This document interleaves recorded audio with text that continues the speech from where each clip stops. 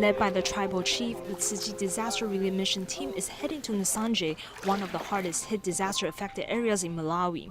While traveling there on boat, it's hard to imagine the river they are traveling on used to be roads, and the surrounding farmlands have all been badly damaged.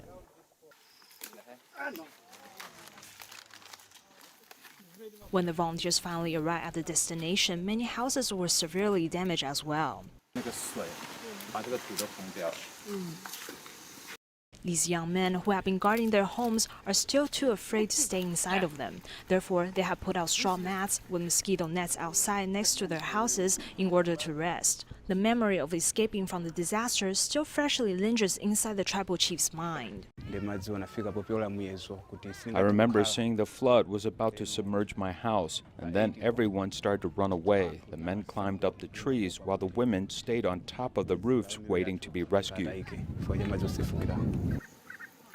Usually, the rainy season in Malawi starts in November and ends in May. Therefore, the situation of the river being overflowing is a normal occurrence. But this year, Cyclone Idai had brought an enormous amount of heavy rain, leading the rivers to burst its banks and caused 81,000 people to be directly affected by the disaster. The government has already given out orders for the villagers to no longer live in the area. Shire River 的旁边，然后看到他们的房子其实已经 We can see all their houses right beside the Shire River have already been abandoned, because every time there is heavy rain in the past, the residents' houses will be flooded. But this time, due to Cyclone Idai, the residents have made up their minds to finally move away from this dangerous location.